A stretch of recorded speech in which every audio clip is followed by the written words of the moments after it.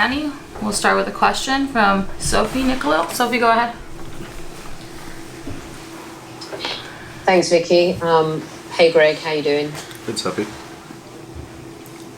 I have a question for you. I have a couple of questions for you, actually, and there are a couple of questions that we've talked about over the season, and they may be a bit loaded, but I'm kind of asking them almost on behalf of LA Galaxy fans based on a few of the games. So we talked about Cabral a lot over the season, and you have rightly expressed how he offers so much off the ball and opens up spaces and does so much for the team that other players don't do. And a few weeks ago, you also said that you may need to assess that in terms of what isn't happening when he does have the ball and is in positions to make crosses or even maybe shoot for a goal. And that's something that you kind of need to look at. That's the first part of my question in terms of him maybe not delivering again, but yet being selected, especially over maybe other players. The other is Araujo on the bench for a player who hasn't played a lot in the league and maybe doesn't really get what it means at this point in the season to make the playoffs.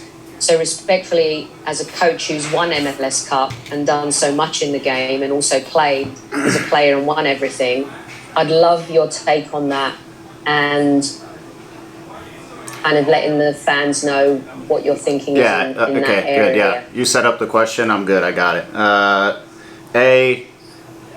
Kevin creates space. We have a lot of players who are good at getting on the ball in between the lines, but those guys need players who they can play into space, whether that's a run behind the line to create space for others, or whether that's a run behind the line that opens the field for us to move forward, or maybe he receives the ball. We have on our roster, we have two players who do that on any consistent basis. That's Sam and that's Kevin. Those are the two players who consistently give us high speed, high intensity running behind the line. We went with a diamond, so Kevin is more comfortable as a forward. He's played a lot as a forward over his career, which Sam is not as comfortable. Last week we played in a diamond with Dejan and Javi together, and the challenge that we ran into is, again, it's the depth run. It's who's going to open the space, who's going to get behind when our guys who are fantastic on the ball between the lines are on the ball facing forward. So again, it's an area of growth for the group, for Kevin. Again, it's the final action and growth. I get it. Nobody's telling me anything I don't know. But he's also one of a couple players who does that on a consistent basis inside of the shape that we wanted to play, to be able to try to control the ball and control the game, which was a diamond, which gets our midfielders on the field. I've said for weeks we want to control the middle of the field. We want to be able to move the ball. And we were there. We had more possession. We had more chances. We missed a PK. We could have very easily won this game. And we didn't finish in the end. It wasn't just Kevin. Other guys didn't finish. So in the end, I thought Martin played all right. He had a difficult task dealing with Schaffelberg. We knew that. But I've also said that I want to see consistency from our fullbacks on the defensive side. I feel like we've made errors over games. I watch every single goal from the entire season, so I know how guys are doing. I am very clear on that. And sometimes guys just need a moment to catch their breath and reassess their play, their concentration. I think that's for everybody. So we went with a group that was a little bit more experienced across the back. We kept our center back pairing together because they've been on this run. And we used Martin, who is going to be a four-time World Cup player, right back. I think he's pretty experienced and understands the position. I think he was okay. He just got in a couple of positions where he had to deal with Jacob Schaffelberg, who's a quick player who wants to go to the left. None of those issues turned into goals. So I thought, by and large, the guys did the task. This is not an easy place to play. They're a team that has won 3-0, 3-0, 4-1. They've been on an incredible stretch over the last 4 or 5 games, and we came here, and in my opinion, outside of managing some transitions and dealing with stuff, we put ourselves in position to, I felt, with the chances and 2 PKs to win the game. It took us to battle down the end to get a point, but it's an important point. So those are. And I say that with all due respect as well.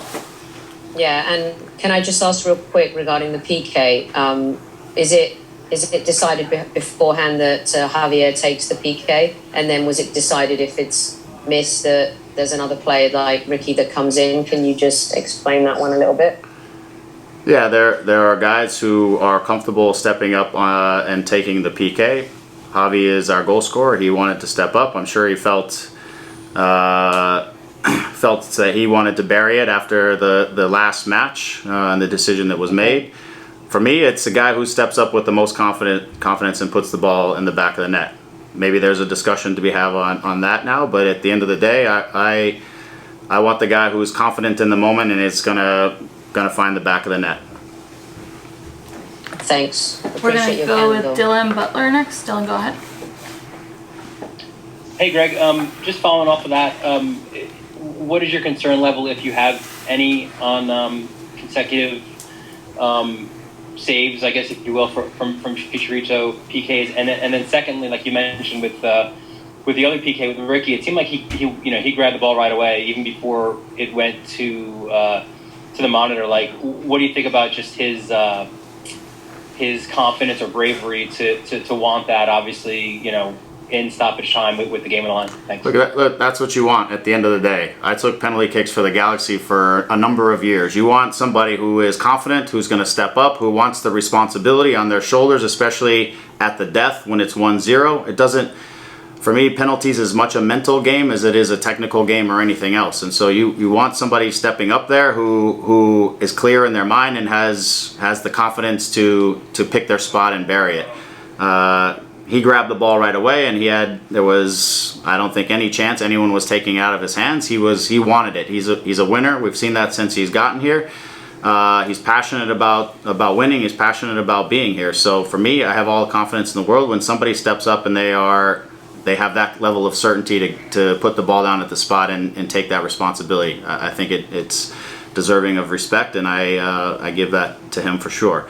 As it relates to Javi, it wasn't a horrible shot. He put it in a decent spot. Keeper was all over it in terms of his guess and going hard and got a hand on it. At least that's where I saw from my perspective. In terms of how we manage them going forward, that will be to be determined as we continue to move forward. We'll go with Alex Reese. Hi, Greg. Thank you for your time. Today you went with the diamond midfield again. Just how do you think that this formation and tactical setup has really helped out your team as you guys head into this run, and today especially against the team that sat back for the second half and was comfortable with you guys getting the possession? Yeah, I mean, in general, again, I think it gives us control of the field. I think it gives us some of our best passers and most controlled players in the middle of the field, especially in good positions. I think in times through the course of the game where we force the ball through the middle a little bit too much, and the diamond, some of the things that we're talking about it's our ability to shift numbers from side to side, but still keep numerical superiority in the middle of the field. It's not just about having numbers in the middle of the field and playing straight down through the middle of the field. So I think it's just a little bit of our balance to be able to shift numbers to the left, shift numbers to the right, and still, like I said, keep the superiority to be able to play across the field and to the other side. So a little bit of it is, I thought there were some good moments. I thought I think we were in good spots. Again, I think sometimes we overplayed in the middle of the park, and we needed to use the wide channels a little bit more to draw them out of the middle. Once we did that a few times, I felt like it opened up some seams to be able to attack through. We had some decent moments throughout the course of the game, and I think with our group of players and the way we want to play, we want to have the ball. So we need to find, but we want the solutions that give us the opportunity to control the games. I thought by and large guys did a nice job of managing transitions, which was always going to be the two things that we talked about having to manage from their side was going to be transitions. If we lost balls between our lines, and set pieces. Those are the two things that this team that we were playing against today are fantastic at. So they were always going to let us have the ball. The question was, what shape are we going to be in to take care of the ball and have it? And like I said, we put together a lot of passes. We were able to open them up from time to time, and in my opinion, we created enough good chances to be able to take 3 points in a very difficult place to play. This is the third straight game where you guys have come from behind in a game. What does that mean to you that this team has that fighting spirit, but also at the same time that this team is giving up leads and putting themselves in positions to have to keep going when you guys can kind of control it a little bit better? Yeah, look, I think the group has shown some resiliency over this, which is that come from behind. That's something we haven't done over the last 2 years. So I think there's a belief, there's a clarity and commitment down the stretch. We have over the last couple games given up leads. I think they're come down to individual decisions and individual mistakes that needed to be dealt with. But I also think that the group is getting some clarity, as I said, as the midfielders have gotten healthy since June, and adding Riqui and adding Gaston, who I think have both been fantastic additions to our group.